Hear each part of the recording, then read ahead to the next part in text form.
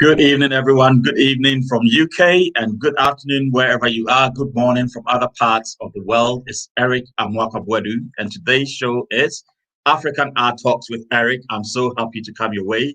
Today's a special day. I've got a special guest, and I can't wait to speak to her because I have been following her for a very long time, and today I've finally got her on the show. But do me a favor, will you?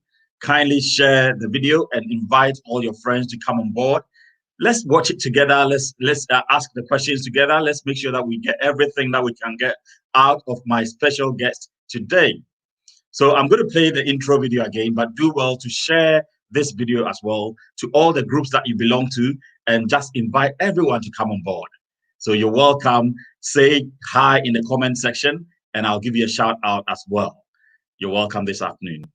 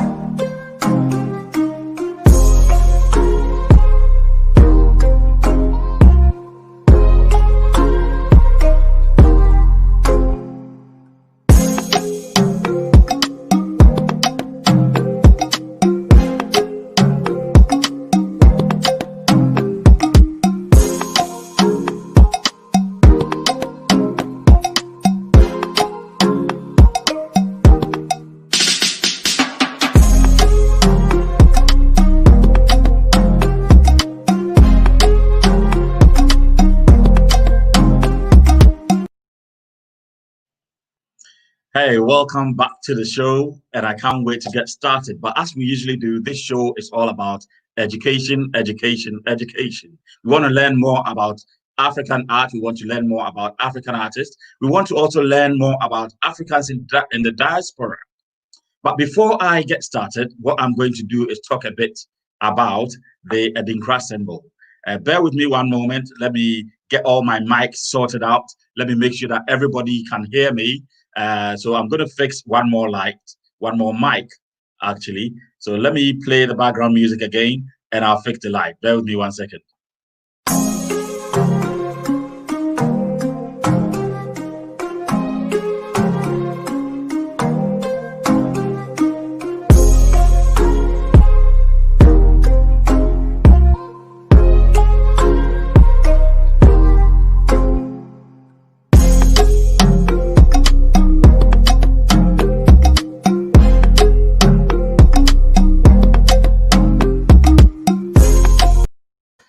So hope you can hear me much better now, everyone.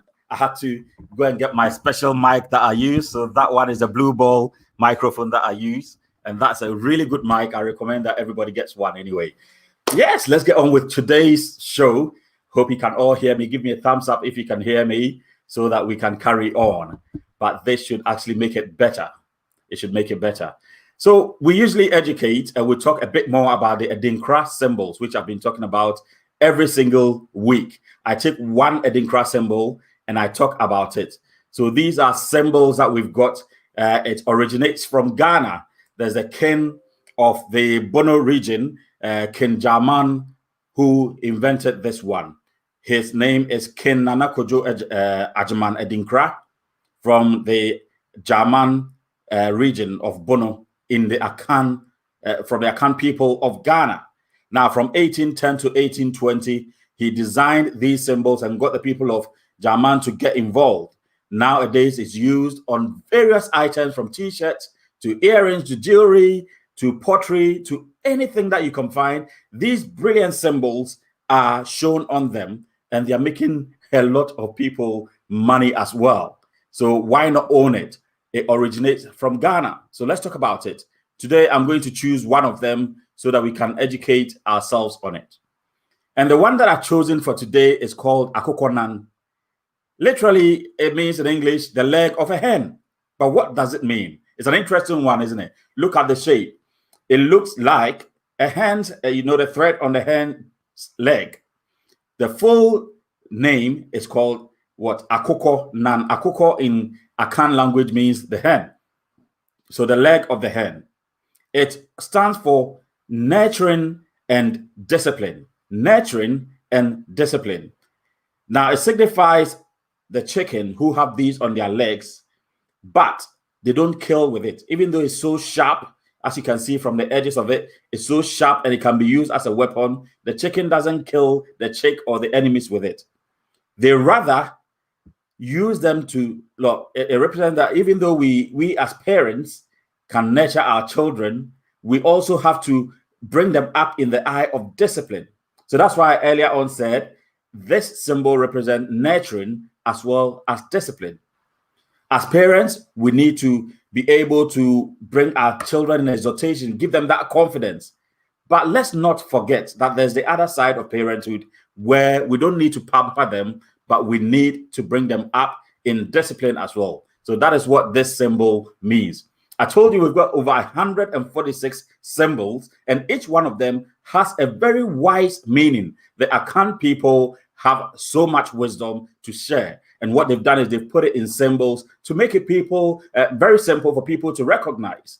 So as soon as you see that symbol, you know that it means what? Nurturing and discipline. So there we go. That's today's lesson. That is today's lesson. But I told you that I've got a special guest that I have on today, and I am going to introduce her. Make her feel so welcome when she comes on.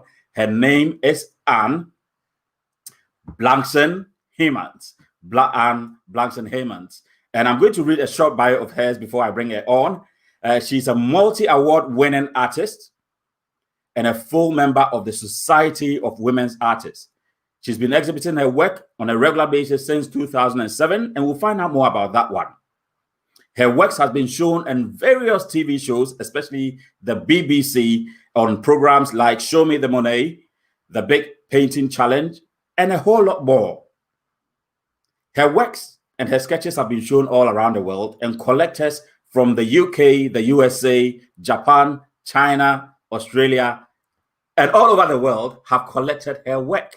So welcome me, or let's all just give a sound, a resounding sound as we bring Anne on board right now, and let's be prepared to ask her questions as well. Good evening, Anne. Hello, hi. Can you hear me? Hello. I'm doing so well, and I'm so excited to have you on today. Well, me too. Thank you for having me. Eventually, I got to speak to you. Yeah, I've been. I've been waiting to have this day. That's right. I've been waiting to actually speak to you for a very long while, and I was so glad when you said yes, let's do it. Yeah, I always try and make it happen. Lovely. That's so good to hear. Always be That's like so that. good to hear. Yeah, but good to hear from you. So you remember? Good to hear from you. Yeah, you remember when I first met you? That was around 2015, if I can recollect. We both took part in the Pinta Rapido. Pinta Rapido, that's right. Pinta Rapido, rather. Yeah. That's right. And then, but beforehand, I've been following you on painting. TV. I love it. You've been doing what? Sorry. Before then, I've been following you on TV. So when I saw you on that day, I'm like, yes, I get to see Anne. Oh, thank you. I just recognized you because you were doing a painting by the embankment, if I remember. That's correct. You had those boats, and you did such a wonderful painting. So I came up to you and and then to find out that you were Ghanaian as well, I thought, wow, you don't see that very often. So I was. That's right.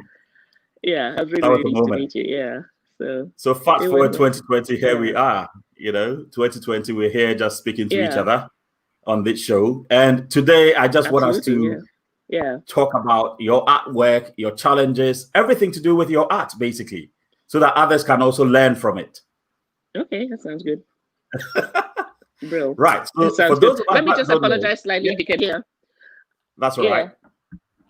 Yeah, I was just going to say, I actually traveled to the Outer Hebrides today.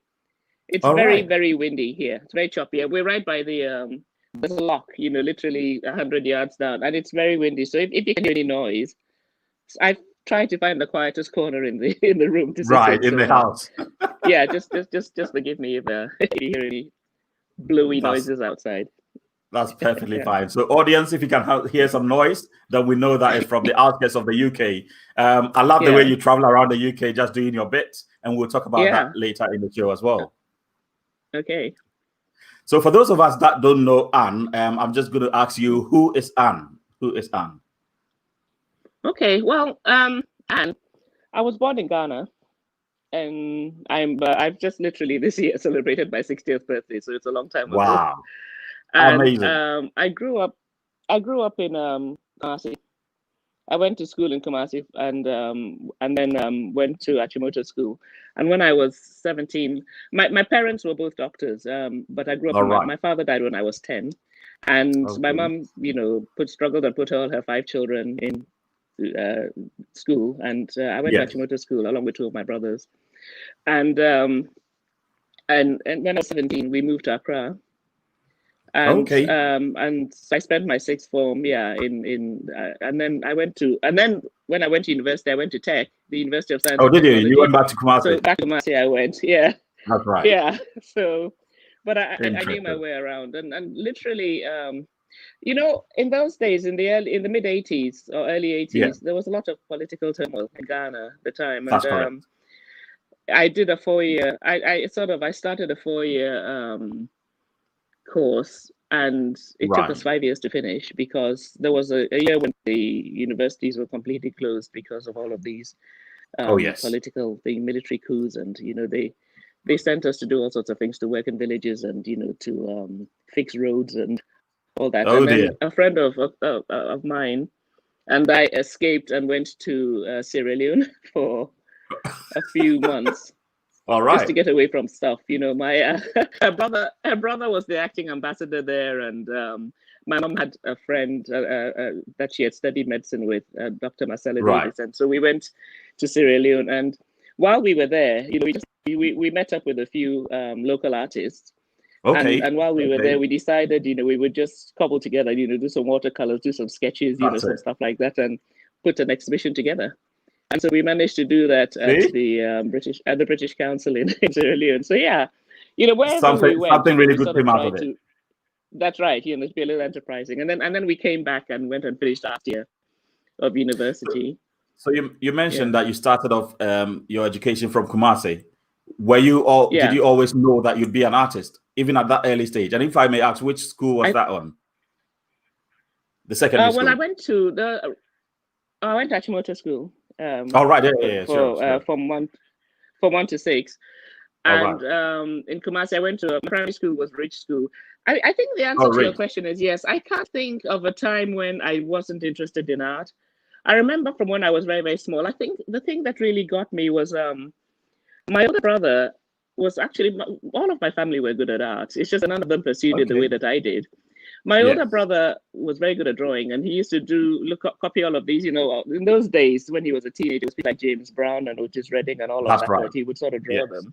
But when I was very small, I think I was about 4 years old, which would make him, he's 6 years older than me, so about 10. I saw he had a drawing book. And in it, which I think he had from when he was born in London, and they brought him back when he was 5 years old or 6. But he had this drawing book, and he'd drawn this schoolboy, wearing the the English uniforms. They wear these shorts and the blazers and the caps, That's it. And the blazer was red. I remember that, and the cap was red as well. And I looked at it and I wanted to draw that. I must have been 4 years old, but I tried to copy it. And the only thing that I found to copy it on was my brother had just been born in 1963. That's right. And they had his birth certificate on the table, and I took it and I found the fattest pencil I could, and I drew this big, and my mom was furious, because you drew it on the certificate. Yeah. Oh yeah. Oh my. I had a greater need, clearly, at that time, so that certificate was around for a very long time, and you could see where she had tried to write out the drawing. That's right. But these are some of my early memories. And then when I was in primary school, the things that I was interested in were art and crafty things. I used to make things out of plasticine. And I remember once on my school report when we'd made a village of in America, the Native Americans. In those days, it was politically incorrect. We used to call them Red Indians. Oh yes. And I remember. we had this big board, and we'd done a river down the middle, and we built these plasticine models out of of these Native Americans. We're along with the wigwams and the tippies made out of paper. But the teachers were so impressed with it. I didn't do it on my own. I think I corralled my classmates, and we built this thing. But they were so impressed with it that when it came to the school open day, they had it there on show. So I think from an early, really, really early age, it was all I had. I don't think I had it on my mind to do other things like become a doctor or, a lawyer or anything like that. I was quite lucky because my mom also encouraged me. She, in those days, you probably know, growing up in Ghana, that when, in those days when kids went to school, that some of the things that they encouraged them to do was become doctors, lawyers, engineers, these professions. Oh, yes. Because that they felt that that's how you got by in life. And my mother had wanted to be a journalist. She loved writing. Okay. That's right, yeah. She loved writing and reading and writing, and she really wanted to be a journalist. But her grandmother and her father put pressure on her, and she had to go to medical school. I mean, she did well. She was happy. But her first passion had been writing. And so when it came to us choosing our subjects at school, she didn't want to influence us at all. And she encouraged us to do what we wanted to do, and mine was art. But I remember once when I came back with my school report and I had a C in art, and she almost killed me. She said, "She will. Even art, which to me so belittled the fact that in this chosen career, she clearly, even though she encouraged me, it made it sound like she had no real respect for. Because even though, I guess what she meant was even the one thing that you are good at, you got to see. You got to see. We're not gonna have that. So yeah. So I can imagine that really put you on your toes, or it made you rethink about the whole career, basically. Yeah. I think one of the things that we did growing up was it seemed important in the our parents. That's right. Yeah. So all right. Doing so when it comes to subject that you really liked was yeah. So from Achimota onwards, did you pursued art strongly, and did you have any specific mentors that you looked up to back in Ghana? Because there are a lot of people who want to follow this career path with no idea of mentorship. Yeah. Yeah. Did you have anyone that you looked up to? After Achimota, I went to Tech. Right. Yeah, I went to Tech. I went to the University of Science and Technology, and I did art. I did fine art, painting. When I was in Achimota, Atu Delaki was I didn't realize, when I look at him, he wasn't that much older than I was, but he was my tutor, one of my tutors in Achimota.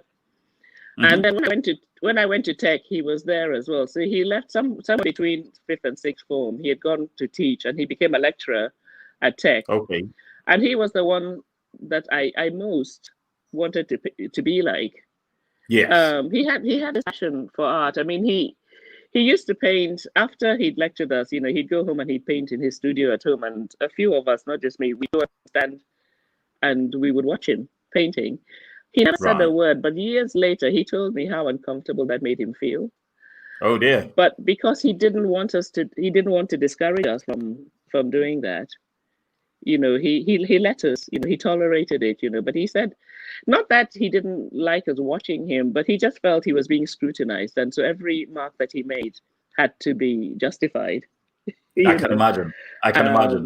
So it didn't give him the freedom to express in the way, but then he felt he was teaching us at the same time. But But he was very good. He was very tolerant and very patient with us, and he let us do it.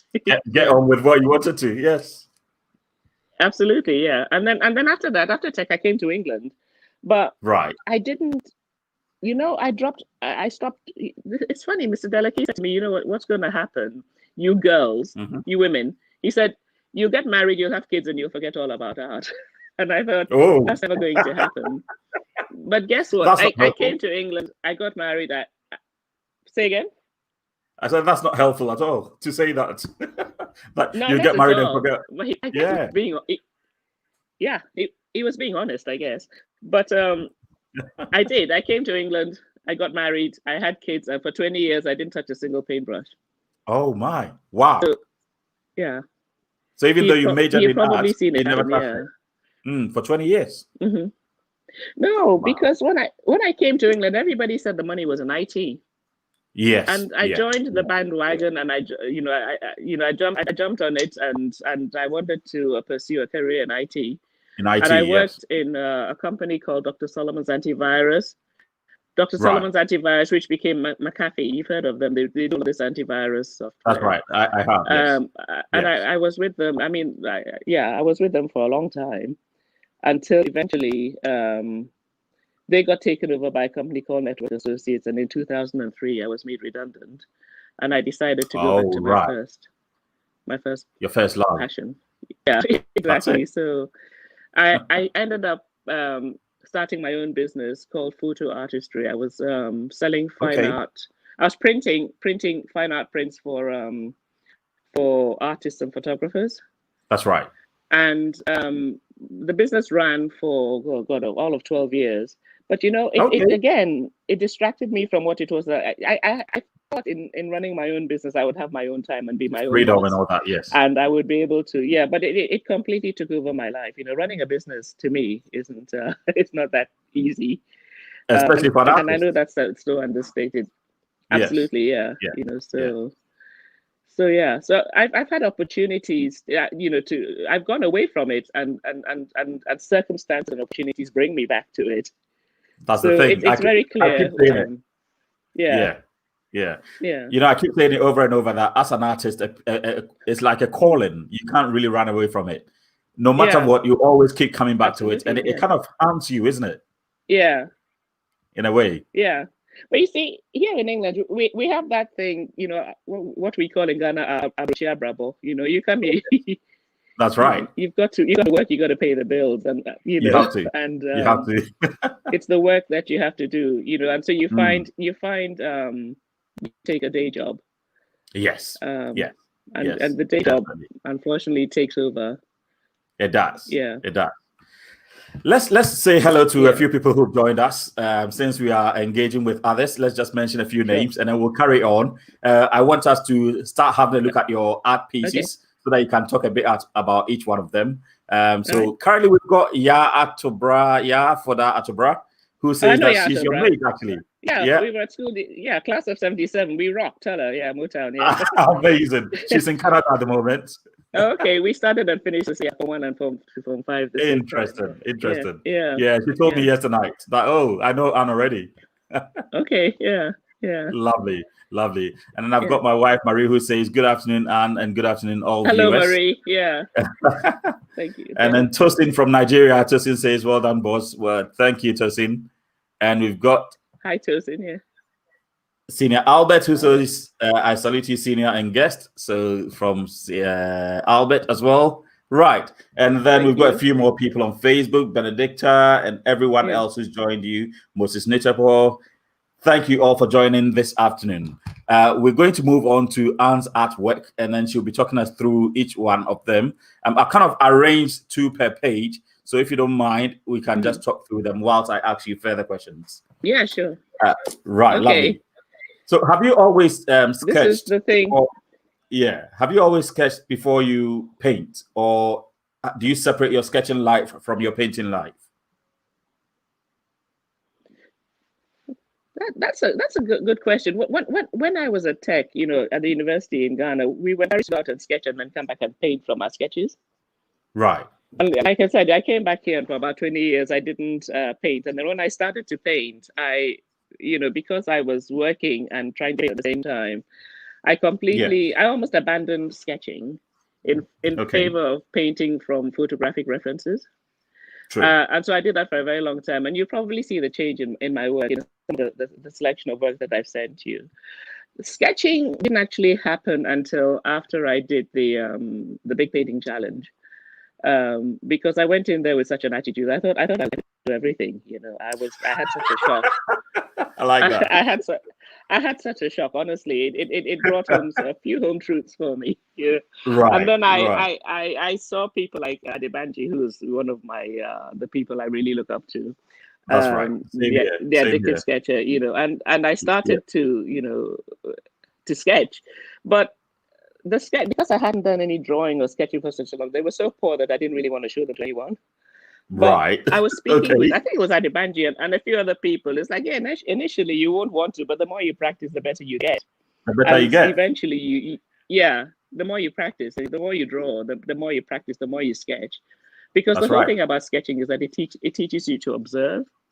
And the thing about sketching as well is that it's so quick and so spontaneous, that you're likely to see, especially with movement, you're likely to catch more than if you were to just look at a photographic reference and try to copy it. So I took everything they said on board, and I did like he did whenever I was on the underground, wherever I went. And I lived in Northampton for 20 odd years, and we had I was part of an urban sketching group, and every Tuesday. That's right. Yeah, there was a bunch of us. We used to go out every Tuesday from about 6 to between 6 and 8, and we would sketch and draw. Okay. Yeah, so it became a passion. It became a passion as well. So the lady that you're looking at was on the train. Right. Okay. On the train. Okay. Those are the best. This is from Euston to Northampton, or Northampton to Euston. I can't remember. The train from Northampton to London stops at Euston Station. Okay. And these are the best people to draw, are the ones who are fast asleep. Isn't it? Because they don't move. Yeah. Plus they don't give you the stare. They wake up suddenly and look at you. They don't give you any trouble. And this lady was fast asleep on the train. So I even managed to get all the writing she was wearing this black jumper with this writing, "May the force be with you." Oh, may the force be with you. That's right. Yeah, I can see that. I managed to get all of that, on there. So, and the guy, the woman behind her was actually sitting on the seat behind her as well. So, I managed to catch her as well. Yeah. And the beautiful. Other one, these are pages. I have a number of sketchbooks, quite a few. My studio's bookshelves are lined with them. The poppies were, I think that was last year, maybe the year before, when they brought, the poppy collection at work. That's correct. And I grabbed a handful and just did a quick watercolor during my lunch break. And I mean, I say watercolor quite loose. These I prefer to draw with pen. All right. Yes. And if I have the opportunity, I'll do a wash over it. So it's usually pen wash is what I do. Yeah. And I do love your renderings of watercolor. I tried watercolor in the past, and I think I failed miserably. So I've stuck to my acrylic. But see what is on screen now. The washes are brilliant. Can you tell us more about it? The rules, Eric. Yeah. If you think you failed miserably, it's a good thing, because then you try again, right? That's it. I think I need to go back. I know the rules. This is the one on the left. I mentioned there's an urban sketching group that I was part of in Northampton. This is one of the Tuesday evenings when we went out. This is a place called Zapato Lounge, which is about when the weather is inclement. Usually we'll draw outside because it's urban sketching, but when the weather is poor, if it's raining or whatever, we'll go indoors and have a meal. And so we all sat down and had a meal, and these were the people on the table opposite. I think these were pre-COVID days. So definitely. No, not a mask inside. Yes. The top right. Yes. You may have heard of Linda Matthews. She organized something called a Brush with the Rose, which is like a painting festival. I mean, what do you call it? Like a convention. She gets all these painters, and we all go to the North Road and we paint, and there's competitions and all sorts of exciting things. But the good thing about these things, I know to some people, it can be quite expensive because you have to pay hotel and travel and all the rest of it. But oh yes, as an artist, your work is quite isolating.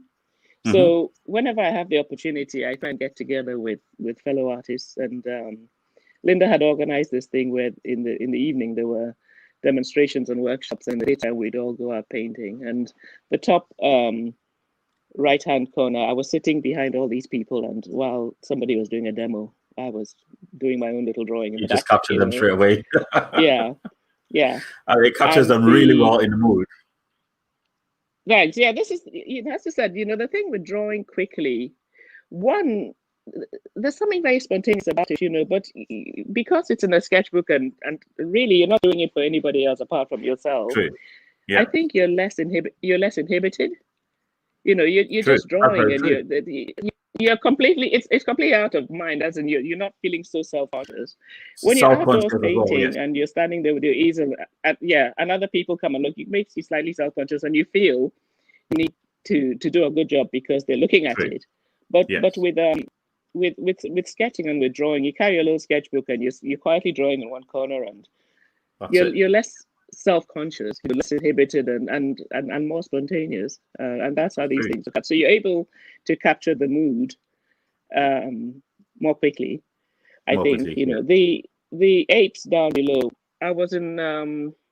We went to Gibraltar at the beginning of this year, right? And we went to the top of the rock. Yes. I was in Gibraltar for 2 days. Everybody had said there were macaque monkeys there. I'd never seen one, and I was getting a little bit disappointed. And then we went to the top of the rock. We took this cable car, and I mean, Lord, behold, monkeys of every shape and size, big ones, small ones, grandmothers, babies, everything. They were all there. But I didn't realize I had my rucksack. I carry my sketchbook and all my bits and pieces on my rucksack. I put it on my back. That's right. And I tell you, I went onto the balcony to have a look, and all of a sudden, one of them just started skirting me, round, circling me, like was just watching me. And before I could say Jack, this thing had jumped onto my back. Oh my goodness! It opened my bag and it started chucking things out. Everything. And I'm screaming. Oh man! I'm screaming! Get him off me! Get him off me! Get him off me! That's right. All these tourists, they thought it was hilarious. They started taking pictures, in my distress,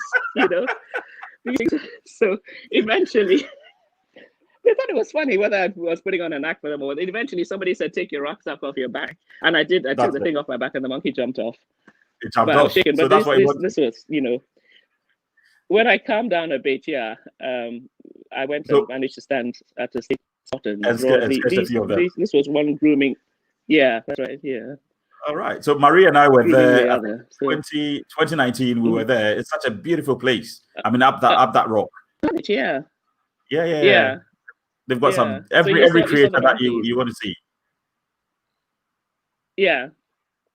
Such a beautiful place. But every time I look at those monkeys, that's what it reminds me. I did that sketch that very same day. Yeah, this one. Yeah. After my nerves had calmed down a bit. Yeah. So what's your advice for people that, don't really want to sketch? They just want to get on and paint. What's your advice to them? Well, if they, I'm generally not in the habit of telling people what to do. Obviously, yeah. If they want to do it, let them do it. But if they want to get better at what they're doing, then I would say learn to draw and learn to sketch. And don't just learn, because you'll always be learning, keep up the practice because it teaches you to observe. If you were to take a photo reference, I feel personally, if I was to take a photo reference to draw those monkeys, in that sketch below, I wouldn't have got the same feeling of watching them. That's correct. As, because I'm literally, in a sense, photo references make us a little bit lazy. I'm not saying don't use them because I use them myself, but I tend to use the references that I've taken myself. But when you watch, or when you try to draw from life, you look at all the little nuances, all the little movements and the things that they make. That's all recorded. And eventually you find that when you go back and you're painting it, you recall all of these things. You do, isn't it? My answer basically to that question is, you may not think you like it, or maybe you think you're taking a shortcut, but even if you're not going to use it as a reference to painting, anyway, it's I mean, apart from everything else, it's very relaxing, it's cathartic. You you will enjoy it. I can guarantee anybody who wants to do it. Yeah. Definitely. And if you think you've got it wrong the first time you do it, just do it again and keep doing it. And eventually, you can look over all of the drawings you've done and you'll find how much you've improved. Very sound advice. So for viewers who are aspiring to be artists or who are already in the career, Anne is telling us, do it again if you fail the first time. So I'm going to pick up my watercolor and I'll keep trying. I'll keep trying. Yeah. Right. There are no shortcuts. As I keep saying, there's no shortcuts. There are no shortcuts in trying. You'll only get better if you try, if you keep trying. Definitely. If you keep doing it. No shortcuts, No shortcuts in life. No shortcuts in life. Especially in art. There's no shortcut. Yeah. Let's have a look at these two powerful pieces. I mean, I love them so much. The one on the left, as well as the one on the right, the technique, the color scheme, everything is popping up at me. Can you talk us through them? I love them so much. Yeah. Funnily enough, these are some of my earlier pieces. The one on the left is Elmina. And again, this is done for a photo reference. Right. And I don't know, perhaps if you look at it, you'll see what I mean by how I like it a lot. There's a lot of color and it's a very busy painting, but it's also quite static. To some extent. As in, because I'm painting, it's a studio painting. It was, and it was done from a photo reference. It's actually the one that got me into that program, Show Me the Money. Right, yes, I remember. Was it 2012, thereabouts? 2012, yeah. Lovely. So, it was in front of a 3-panel selection, three judges, and you had to get 2 yeses to get into what they call their grand exhibition. And I got 2 yeses, and it went in there. It didn't sell on the night, which was slightly disappointing. It hadn't sold, but the program aired a few months later. And some woman who had seen it on the telly got in touch and said she wanted to buy it. And I said, it's in my sister's house. And she says, I'll go to your sister's house to get it. Wow. So my sister had to, but the good thing about it was it sold, and there was no question, obviously, because it had sold after the show. So that is really good. I'm picking up, I'm picking up live lessons from here, whereby you had a chance to show up. You did show up. Even though it didn't sell, you actually showed up, and when it aired, it gave you more exposure, and you made a sale afterwards. Absolutely, that's right. Yeah. So we have a comment here from people saw that, and from whom? Oh, Charles. Charles. Okay, thank you, Charles. From the US, a good friend of mine. Yeah. The market scene is worthy of airport detention to scan the whole book. I'm not sure what he means there, but hey, that's amazing. What does that mean? I'm not sure. I'll be asking him. Detention. Yeah. Hey, Charles, can you clarify? Yeah. And the lady is also another photo reference. Again, I think that photo reference done about the same time that I did the Elmina one. It's a lady in Elmina. I have no idea what her name is. I call her Mamiama and all sorts, I give her all sorts of names, because I have no idea. But the thing that struck me about this woman is she's staring into the distance. And in those days, I was curious about painting people at work, like the fisher folk, fishermen, the fisherwomen, the people selling fish. And this woman had put her basin down by her leg, and she was waiting for the catch to come in.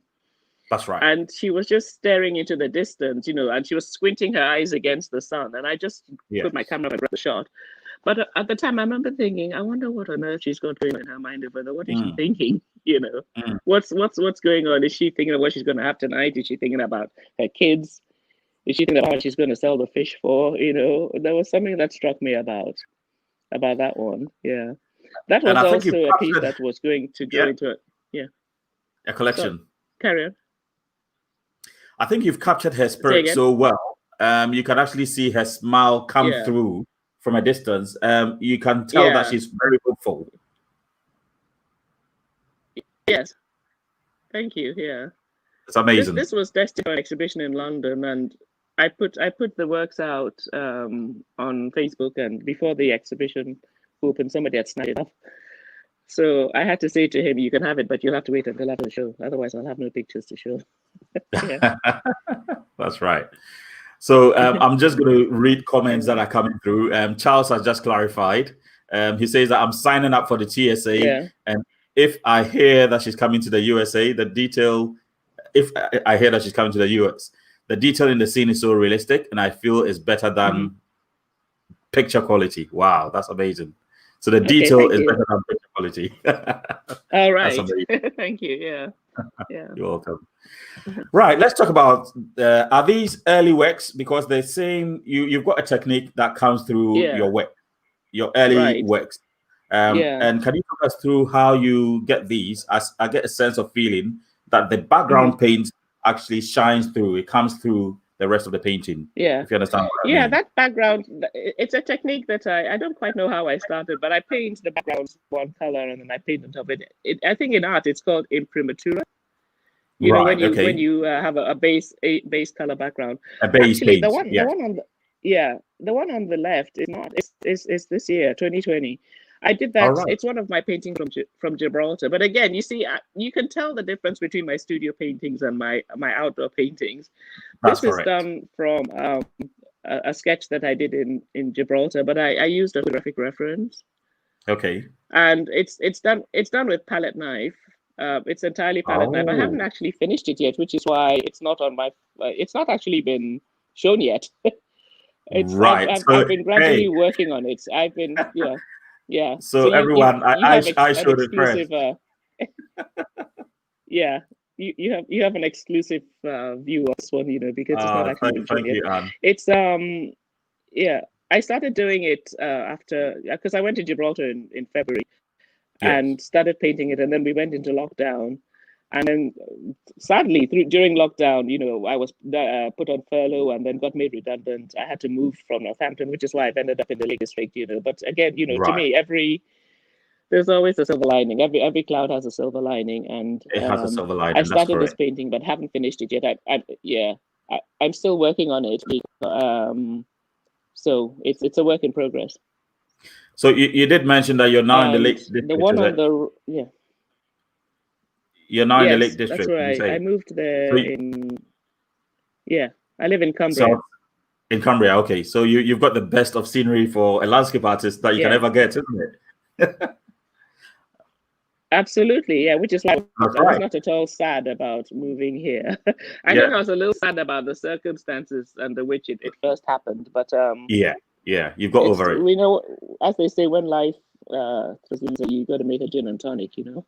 Definitely, you got to make a gin and tonic. So So the painting on the right. That's an oldish one. Yeah, it was done quite a few years ago. Northampton. This is it's looking down a street called Gold Street. Again, from another photographic reference. I literally stood in the middle of the road to take this shot. It was a traffic light, and I went until the light was red. They must think I'm crazy in Northampton. People see me doing all sorts of things. I wait until the light turns red. Yeah. I stood there in the middle of the road when the light was red, and I took a quick snap, and then I ran across to the other side. But so Sorrentino is an Italian restaurant, and below it is a kebab. And I put it in a show in Northampton, and this guy just came along and he says, "Oh, I remember that when I was a teenager, and I used to go to that kebab place, and I would be drunk out of my head, and you know, I'd had all these beers, and that's where I used to buy my kebabs, and he bought it." You know? That's right. Oh, so amazing! He brings back memories. Yeah. So sometimes that's right, evokes memories, and you know, that one was not up here. So that was quite good. So in terms of your color palette, Gold Street, Northampton, that's amazing. In terms of your color palette, do you set out to use a certain color palette? Do you restrict yourself to a certain number of colors, or I can see your works are very colorful and they are presented in. I'm not sure. Your technique is really unique. I'm not sure who else paints like you. It's quite unique in a sense. Do you plan your color palette, or you just paint as it comes? I tend to verge on the colorful, you know, the super, you know, if anything, I probably exaggerate the colors a little. I mean, that building, Sorrentino, is actually quite orange, you know, but Right. I've got the imprimatura, the really dark background. It's made that color pop a little more. The shadows aren't obviously that purple, but I tend to brighten it up. It's a mixture of natural and slightly abstracted colors. That's right. And it's because I have a preference. I suspect probably because of Mr. Delaki. He's also very bright. The likes of the people that we learned under Dr. Glover, and Atu Delaki.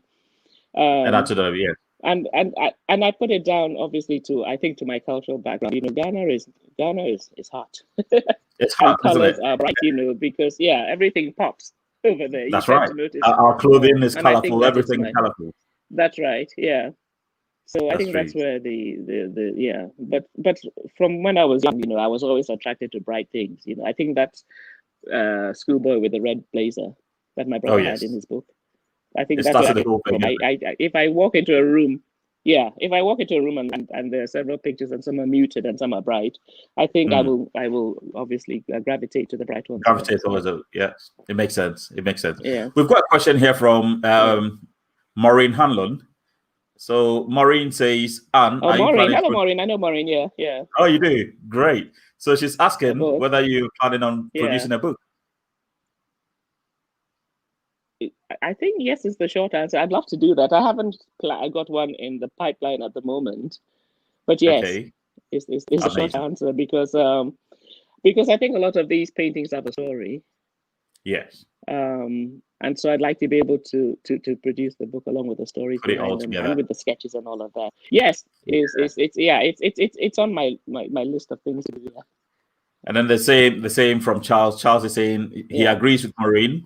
Would you do a picture booklet with commentary? So I think yes, it's something that people are looking forward to. Okay. I think I need one more person, and then 3 solidifies it for me.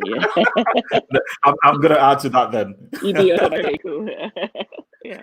So let's go back to questions about how you dealt with the pandemic. You did mention that COVID-19 just came in the way. You were in Gibraltar, and then you come back in, was it February? From March onwards, London and the rest of the UK, I think, went under lockdown. How did you deal with that situation? How, as an artist, how did you practice? Well, when I came back from Gibraltar, I think, in fact, COVID was we were aware of it when we were in Gibraltar. Right. When I went up to the Rock, and they have a national park over the reserve, and there were hand sanitizers everywhere. Oh, yes. And when we got back, I think I went back to work for my day job for about a week or 2, and then my boss called a meeting, and he said, he was going to have to furlough, some people. Yeah. And mine was the first name that was mentioned.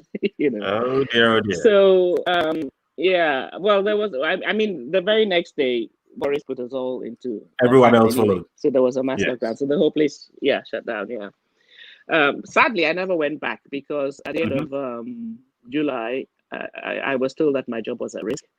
And I was made redundant, and I had to serve my 7-week period. But one part of me was happy because as an artist, I think as I said, I had to do the job for the to pay the bills. But as an artist, you want every opportunity that you can, to paint. So even though one door has closed in front of you, you think, okay, this one is still open. That's Sadly, I have a studio in Northampton, and they closed the studio down as well during the lockdown. Wow. So we weren't able to go there. And so the only place that I had to paint was at home.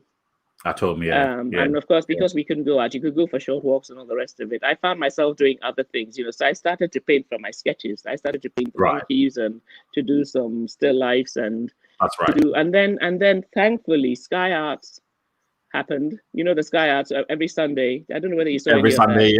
They would put a celebrity there, and and they would do portraiture. I thought, what, portraiture isn't my forte. But if you want to do it and you want to get better at it, what do? You got to try. You got to try. So I had to go to the first few, and I thought, this ain't so bad, And I think it turned out. I'm going to show some of the work that you produced, and they turned out really well. Let's have a look at these two. Amazing. Will Young, and Rob Rinder. Rob Rinder, yes. Yeah. So I think you really captured them really well, because I can tell who they are straight away from the portrait. Yeah, thanks. Yeah, I mean, there's there's still a few things that when I look at, but as I said, it was the beginning for me, and I'm not disappointed with the results, but I know there's a lot more that I could do. And then, with that behind me, we started that, the NHS portraits for NHS heroes. That's correct. And Tom Croft started that whole thing. And I thought, if I'm going to be doing these portraits, I might as well have a go at it as well.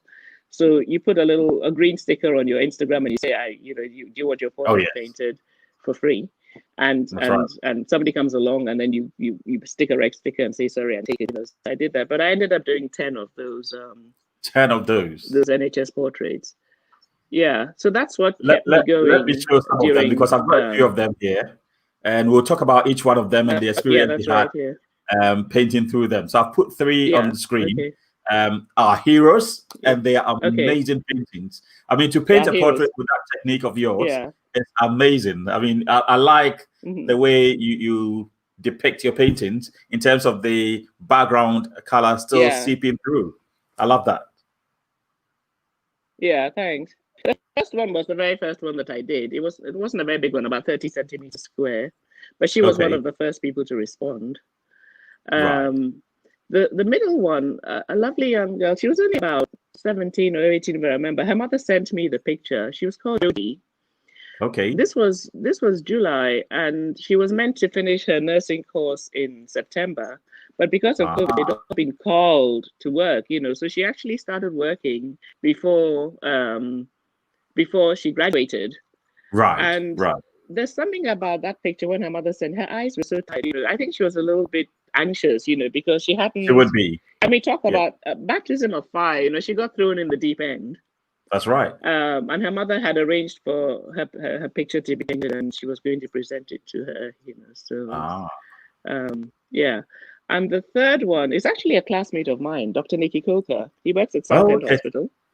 All right. But I noticed that I was doing a lot of women. The men doctors just didn't seem to have time, or didn't, didn't engage. A bit reluctant to, yeah.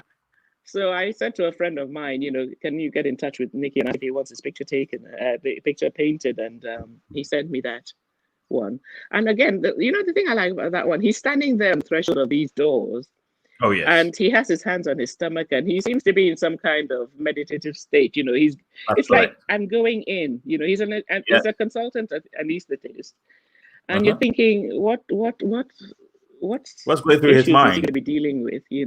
Yes. Yeah. Is he praying? Is he sort of calming himself? Is he thinking about what it is that he's?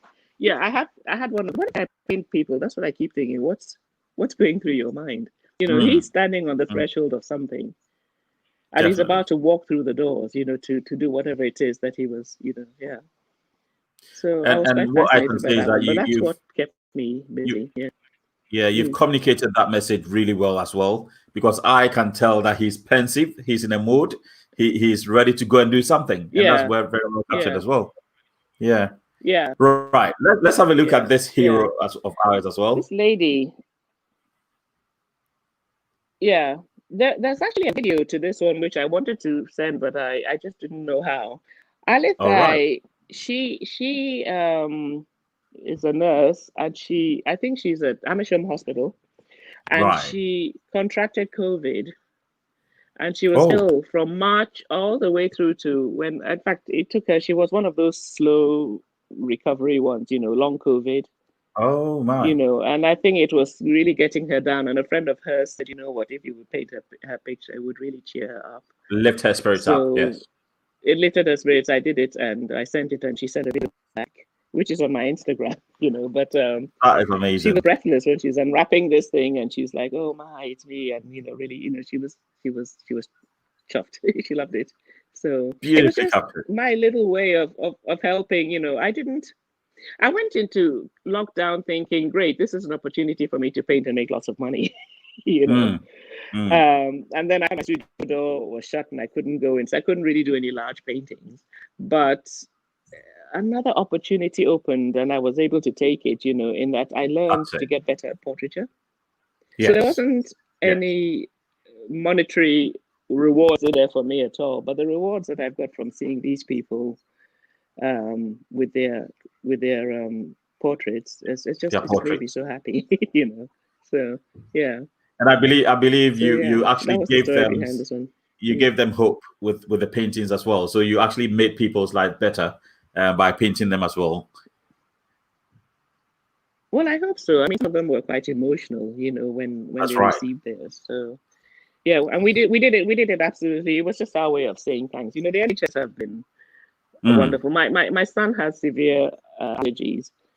And last year he went into this severe anaphylactic, and he completely was out. He was unresponsive, and the paramedics got to him within 2 minutes, 3 minutes, and they managed to revive him. So they've always had a very special place in my heart, and I think I'm very, very, very thankful. Yeah, I'm thankful to be living in a country where we have an NHS. Oh yes, definitely. It's I don't think I hope that people never ever take it for granted. Yeah. We shouldn't, especially, those of us who've come from Ghana and the rest of the world, we appreciate it a bit more. Yeah. That's right. So there's a question from Charles. Charles says, has COVID-19 given you a new look at the other side of your artistic life? Has it given you a new look? A new look at the other side. The other side being, I'm not sure I understand what the other side is. Is it meaning one that's not doesn't pay? Because if that's what it means, I mean, these things that I didn't do for any monetary gain at all. That's right. But I think what I gained from it was a lot. I think artists paint. We paint because we're passionate about what we're painting, and then if we sell it, it's good because we want to earn a living from it, and there's nothing wrong with that. But I think first and foremost, we do it because we really want to achieve something. There's a goal. Yes. The goal is to reproduce that piece of, if you do it, you're pleased with yourself for having done that. Definitely. I think I get more pleasure out of doing it and getting a good result than getting money from it. Even though getting the money is important because it has to be. Yeah. Very well said. And then you've got more nurses for us right here. Yeah. Yeah, this the one on the left is a friend of mine who lives in Hampton, and she actually works for Age Concern UK, but during COVID, she was assigned to do some work with the NHS, taking care of old people. I think they were sort of counting or checking on the old people in Northampton for the NHS. So she was doing some volunteer work for them, and she sent me that picture. Yeah, and the one on the right is one of the first ones. Again, one of the smaller ones, 30 by 30. 30 by 30 that you did. Yeah. That's amazing. Yeah. I mean, that's really, really good. My question to you now is, through these, your art journey hasn't been smooth, as we all, go through as artists. But how have you actually dealt with challenges that come in your life as an artist? Challenges? What's I'm thinking of an example. The challenges that I face, I think my big one, and I don't want to sound a frustrated artist. I would love to be able to do nothing but paint. I'd love to do that. That's it. Same here. You're not alone. Yeah. I just want to wake up from bed and paint the whole day. Yeah, and go there. Yeah. I think the title for that would be full-time professional artist. Right now, I call myself a part-time professional artist. But I would like to be a full-time professional artist, But having said that, it doesn't mean that the fact that I'm painting doesn't mean that life is going to be smooth. But it's the one thing that is guaranteed in my life, that if I am struggling, that's right. You've got your painting there. It's a good. And having said that, that time I don't feel like painting because, like everything else, the creative process has its ebbs and flows. Yes. It's kind of 1 minute you're up and the next minute you're down. You're down. But one of the things that I'm learning, to do is when you have your down moments, it's probably a time for input. That's when you look at other people's artwork. You sketch a little bit, you watch videos, YouTube. Get inspiration. Look at books that, and that's right. That's what I call the input mode. Inspire yourself, to the next point where, where you're high, and that's when you find you're doing your best output. Okay. So the ebbs and the flows become input output modes. That's it. And I find that don't fight it. Go with the flow. Go with the flow.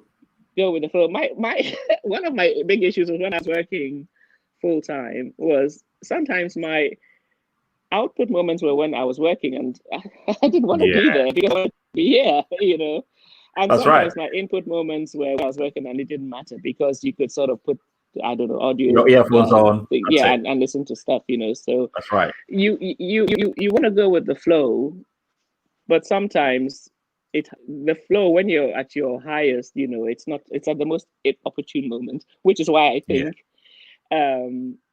I would be happier if I was a full-time. That's right. It gives you that time. However, right at the beginning of COVID, after we'd been put on furlough, I think for the first 9 days I did nothing at all because I was struggling to adapt to my new situation, my new circumstance. That's right. So, and I realized that it wasn't necessarily time that I needed because I had plenty of time then. I was doing nothing, True. It was actually getting myself into gear, So to tell yourself I need more time to paint is probably not the solution to your problem. The solution is making use best use of the time that you do have, rather than thinking if you had loads more time, you'd be in a better painting situation all the time. Yeah. That is a really good advice to us. I like the fact that you did mention the input and the output. Knowing when to actually have your input moment really, really helps as an artist. Yeah. So it's you identifying that moment. Don't fight it. Right. Go with the flow. It's hard sometimes. You have to fight it. If you find you've got a commission and you're on a deadline, and you still have to deliver. That can be a problem. That can be a problem. Exactly. That's right. Yeah. I've got a few landscapes of yours, and I'd like us to have a look at these landscapes and talk about. You're versatile. You do landscape, you do plein air, you do portraiture, you do everything, and I wonder how you are able to switch from one to the other. But let's talk about these ones. Very impressionistic. I don't know if it makes you, jack of all trades. This is these are plein air, done outdoors. Yeah. The willow tree was done in Northampton, just close to where I live is the River Nen, or Nin, depending on where you come from. And that willow tree, it's sometimes when I have to go to London and I walk to the station, I walk past this tree. It's very, very close to the Carlsberg Bridge, literally a stone throw from where I live in Northampton. And I just went and sat on the wall by Carlsberg and painted the tree. You painted live. It wasn't from reference. No, live. Yeah, I think I went with a friend and we just sat there and painted. Yeah, so that's an actual planner painted on site. Yes. As is the one on the right hand side as well. This was done in Norfolk. One of the Linda Matthews brush. She calls it a brush with the broads. You spend time there painting. And I stood in a field. Yeah, these are very quick. I try to do them quickly because I like that. The output is really impressionistic. Yeah. Well, the scene changes. When you're painting outdoors, that's one of the things that you have. The challenges that you face is the scene. The light doesn't stay the same. True. So you find you have to paint really, really quickly, and that teaches you a new way of painting, which I think you'll see is very different to my studio paintings. Because in the studio you have as much time as you want, and the light is constant. Whereas outdoors, you only have so long before the light changes, and if you're not careful, your picture will change with it. So it's a bit like sketching to me. If you want to learn to be spontaneous with your mark making, your colors, and the way that you deal with the light, then outdoor painting and do it quickly. On the go, yes, it helps. And it kind of gives it that vibrancy. I think it gives it a certain freshness. When you paint like that. So yeah, those two are painted outdoors. Yeah. Amazing. Now I'm just going to talk about a lot of pictures that you've got on screen, but they're all love of the outdoor. Even the one on the top left-hand corner, I can tell that it's raining. You've got your brolly on, and you're still painting. I mean, about, how do you do it? What keeps you grounded and going out there to paint every single time? Talk about the intrepid artist, or maybe depending on where you look. And I think somebody might think I'm a fool. Who knows? No, come on. Those two were done in Norfolk. You know, this was at the Brush with the Broads. Okay. When we did it last year, 2019, sadly, we were there for a few days, 3 or 4 days, and it rained. It just rained and rained and rained. So, I mean, we were all there together as artists. I think if it was on my own, I probably would have packed up and gone home. But everybody was out there, and we were enjoying the camaraderie and the friendship and everything. Yes. And I thought, if it's not going to stop, I might as well get the brolly out and sit underneath the paint. And that's what I did. Yeah. So that's the top two, the top left and the middle. The one on the right, I went out with a friend in Northampton, and again, I hadn't been out painting for a while. Right. And that day was hot. These are some of the pitfalls painting outdoors. If you go at midday, you don't get an awful lot of light. There are no shadows. So you get too much. It's hot and there are no shadows. Yeah. That wasn't a good time to paint. It was a really, really hot day, and I almost passed out. In fact, I think I fainted, and I had to sit down on the floor with some water. So wow. Those are the pitfalls of painting outdoors. Yeah. It was really hot. It was really my friend got sunburned. Minnie, she was really burned that day on the back of her legs. The bottom left is in the Lake District. Painting at Wasdale Head. Yeah. That is a beautiful I can't really see that. I think that one in the middle is it's probably the willow, the weeping willow that you saw. That's a weeping willow. The one that I showed earlier. Yeah, the weeping willow. Left, that's right. That's you painting that one. I think that was that day. Yeah. And in the bottom, the third one along is sketching. I was over in here on the Isle of Lewis, which is where I am now. And I went to these, what they call the Black Houses. It was a Black House museum, and there were all of these houses that, the way they were built in those days, made of stone and thatch. And I was just sitting there sketching.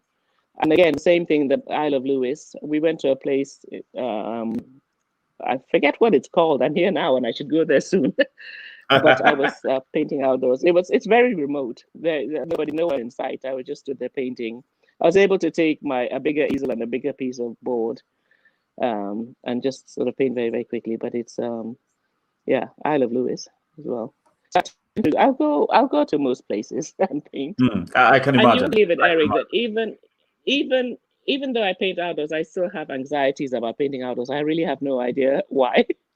But I don't know whether I get criticized or people send back. There's a bit of a build-up every time I have to go outdoors. Yeah, that's true. Yeah. So I haven't personally gotten over that yet. I still tend to paint in my studio, so I need to get out a bit more to practice painting outside. I intend, just being on my own painting, but I think it's worth just being exposed as well, painting in the open for others to also appreciate what you do. So, it gives that courage. Actually, I mean, one way Andy said, because I said to Adi, carry on. No, carry on. No, I said to Adi once that I was speaking to him about my anxieties about painting outdoors. That's right. And he shared the same anxieties when he first started. But the way he looks at it is, if he's painting it and somebody comes along, that's a sale. Who wants to buy it? That's a sale. So don't hide. Don't hide from these people. Just get on and do it. And you never know who will be passing by. A collector might be passing by. Yes, that's true. That's true. So talking about that, you've got your team. You've got Heidi in the shot over there. Heidi, yes, and Heidi, Joe Travis, and your team. Do you normally have a group of people that go together in these outings? Yes, whenever I hear that there are, usually the British, I think they're called the British Plein Air. Last year, they had a number of venues where they were painting at, and if it was close enough to me, they did Bristol, they did Norfolk, and they did Manchester and a few other places like this. And if it's close enough to me, I mean, I'm lucky being in the Midlands that I can get to most places within 2 hours when I lived in Northampton. So if it's close to me, I'll join them. And this was a Brush with the Broads, and Heidi Jo Summers was there doing, she's one of my all-time favorites. I think arguably my most favorite artist. I think she knows this. I was given one of her paintings for my birthday this year. All right. Which made me so happy. Yeah. But yeah, she was there doing a demo, and this was in one of the days that it had rained quite a bit, and we sat down and managed to get this shot before the heavens opened and more rain came down. So amazing. We like to spend time together. It's Definitely. good. It's good to be with fellow artists. It really is. Yeah. It is, isn't it? You rub off each other's strengths and discuss challenges that you go through as well. That's right. That's right. So let's go back to your TV appearances and all those periods. How did you start getting on TV shows, and how have you managed? I can tell, one of these, the ones that I've shown on screen, is to do with what? Is it? Mm-hmm. Which one was this one? 2015? This was 2015. It was Big Painting Challenge. That's right, the Big Painting Challenge. Yes, that's the one. Challenge. Yeah, this was. You remember I said I went in with such an attitude. Not a cocky is probably the best word to describe. You have to overconfidence. They said, yeah. They said, isn't it? I saw this. A friend of mine passed it over and said, the BBC are looking for some people to take part in a TV program. It's called. I think at the time it was called something else. It wasn't the Big Painting Challenge, Okay. And they were going to select, So I applied. I sent in some pictures, and then they called, and then they asked for some more, and then we went to. Just to cut a very long story short, we went to an audition in Manchester. Okay. And then we had to go to London for a few more, because they have a duty of care. You're in putting yourself on TV like that, you're kind of exposing yourself as an artist. An artist can be quite sensitive. You can be, yes. They need to be sure that you can handle this sort of exposure, because if you put yourself in the limelight like that, you're putting yourself to criticism. Definitely. And you could be sensitive to some of the things that people can be quite cruel. In fact, I think during that, when the show was on, they told us not to look at social media, because people can be quite mean. But anyway, to cut a long story short, I think there were over 6,000 people applied, and we were narrowed down to 10. Oh, that's amazing. So it was great. And the good thing about it, say that? From across the country, from the UK. Yeah, that's right. Yeah, and they narrowed us down to 10 people, and we were taken to different venues, different destinations. It went on for about 6 weeks, 7 weeks, and they would send you a train ticket, and you had to get to the station, and they would pick you up, and then you paint. I think it was like from Thursday to Sunday, and for those of us who had day jobs, But they filmed every weekend for 6 weeks. Yeah, yeah. And we did some filming in London. We did some in the northeast. I forget what it's called, near Durham. And also we went to Liverpool and a few other places. And in London and on that. So it was great, because they treated us so nicely. The only problem was, with these TV, it's a competition, and first and foremost, they're trying to make a TV show. And even though they treated us really, really well, it was really sad that every week somebody had to be eliminated from the show. So our happy band was dwindling every week. But the experience was good. I went in thinking, no sweat, I can do this, no problem.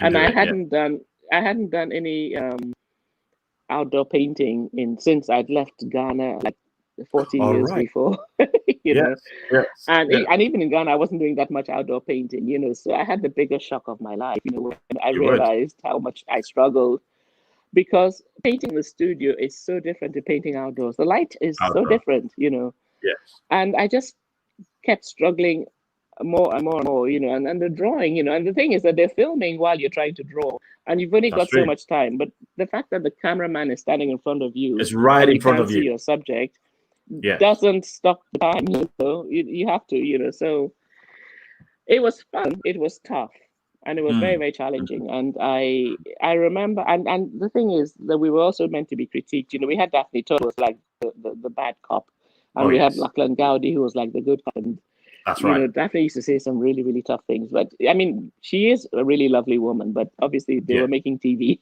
and it's a TV show, so she has to put on that. But I remember at some point when she said something, and I burst into tears. I was that Wow. And I think by the third or fourth weekend, I knew. Well, it humbled what me, to expect. Eric. It really humbled me as a person. It would. Yeah. It really, really humbled me. And I thought, you're not as good as you thought you were. You sit in the studio and you take a photograph and you reproduce it. I don't reproduce it, but you use it as a reference and you produce these things. And yeah, they're good. But you haven't grown as an artist. You haven't grown. You've not developed, I hadn't done any sketching, any sketchbooks. I didn't have, what do you call it? I didn't do plein air painting. Your hand-eye coordination. Yeah. That's right. Yeah, learning to observe, Yes. It humbled me. And, it was, to me, the beginning of this whole process for me, that from that point onwards, that's when my passion for plein air painting started. And the first year I thought, it was so hard because it was so different. But I had to learn every time I go out. That's right. And I find that every time I go out, I'm better than the last time that I went out. Because obviously you're learning new things. But that's when that whole thing started for me, was the learning process. Because I went in there thinking I was good. That's right. And I realized how not very good I was. Yeah. As an artist, so being an artist isn't, you can become quite adept at copying, looking at a photograph and using it as a reference to create your art. You can become very adept at that. But to me, there was more to being an artist than that. So that's where I wanted to hone my skills as an artist, and that's where it started. Yeah. No, thank you so much. And so for those of you watching us, it's that learning process that you have to go through. You can't avoid it. You really have to go through the process of going out there. You can't avoid it. That's right. Thank you, Anne, for that one. It. No shortcuts. Yes.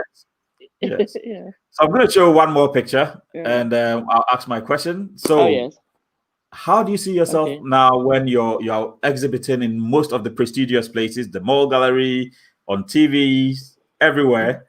How do you, looking back, would you still be an artist?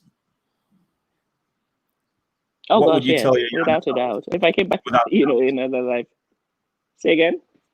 Without a doubt, It's the one thing, at the risk of sounding arrogant, Eric, I think it's when you're given a gift. And I'm not saying that I'm not calling myself a gifted person, but I'm saying I've been given a gift, and I am the custodian of that gift. I'm the steward of that gift. Yes. Yeah. And my job, my responsibility is to make the very best use of that as I can. Everybody is given a gift, and it says in the Bible as well, some are pastors, some are teachers, some are this, some are that, This is what I've been given, and I am the custodian of it. Yeah, so I want to use it to the very, very best of my ability, which is why I strive to do more with it. That is amazing. So I can see myself doing more of these shows. I took a bigger, I'm a member of the Society of Women Artists. I did used to apply to things like the Royal Society of Oil Paint, ROI, and NEAC, and I just never got in. I just was never got into those, And you heard, I mean, for those of you of your guests who've seen Adebanjo's interview, it's the pain that comes with rejection. You think you've got a piece that's good enough, and you put it in and it gets rejected, and you want to go away and come back and do better because you want to be in. But then you start to I remember once writing him and saying, what is it that I need to do? What do I need to do to get in? And he said, and his answer to me was, you got to think about why you want to get in. It's not just some prestigious reason only. You see, because I said to him, I don't want to have to change my style so much that it conforms to what you guys want. I don't want to have to, that you guys have got a series of boxes and I got to place myself, because to me, it restricts me, you know, and it doesn't allow you to be it inhibits you, and you don't want to be that kind of boxed up, So I stopped applying to those, not because I thought I wasn't going to get in, but because I needed to really sit and think about why it is that I need to become. You need to be there, yes. To exhibit with these, And if my work improves is another word. If my work, if I do a piece that looks like it would be good for that kind of show, then I'll put it in. And you put it forward. But I wouldn't do one specifically for those shows. That's right. So. that's how I see these, you know. So where I'm going with my art is, I'm trying to please myself, because Definitely. you can only please others if you please yourself. Yes. Yeah, you know, so I'm trying to please myself, you know, because those people who bought my work have bought my work because it's resonated with them. I haven't done it with a view to being commercial, in a sense. I've done it because I've enjoyed doing it. I've tried to do some work that's commercial, and you can tell the difference because it lacks a certain sparkle. It lacks a certain. It doesn't have Anne in there. Je ne sais quoi. Yeah, Je ne sais quoi, you know. That's right. Yeah, there's a certain ingredient missing. Yeah. So, that's right. And I've tried that. You know, when I worked in art publishing, I tried to produce, and it was nothing. It lacked a certain energy. It wouldn't be the same. So. Right. So if people want to buy your piece of work, I've displayed your Instagram on there. Is that where they can actually contact you to get a piece of your work? Yeah, they can contact me. Yeah, my Facebook page is not as up to date as it should be, but Instagram is almost always up to date. Instagram is great. Okay, so for those of you watching us, and also you can join. Yes.